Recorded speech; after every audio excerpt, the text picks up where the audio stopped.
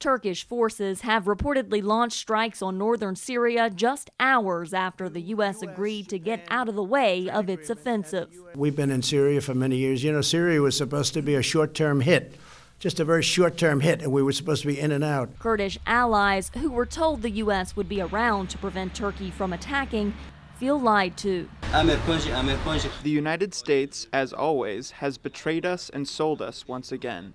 Kurdish forces have dismantled defenses in the north due to American assurances of protection. Locals now worry they'll suffer the same fate as other Syrians did in previous Turkish offensives. People were killed, women were abducted, and a lot of people fled their homes.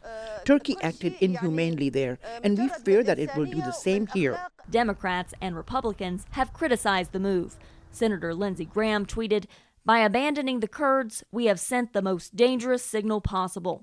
America is an unreliable ally." Mr. Trump seems to sometimes lose patience or attention in regard to sustaining the victory. And we've often had successes in the Middle East that we worked very hard to attain and then just didn't do enough to sustain it. The Pentagon appears caught in the middle, stating today that the Department of Defense does not endorse a Turkish operation in northern Syria. Trump appeared to walk the decision back a bit, threatening sanctions to, quote, obliterate the Turkish economy should their forces do anything off limits. I don't think we're in a great place to be trading threats with Turkey about how we're all going to retaliate against each other.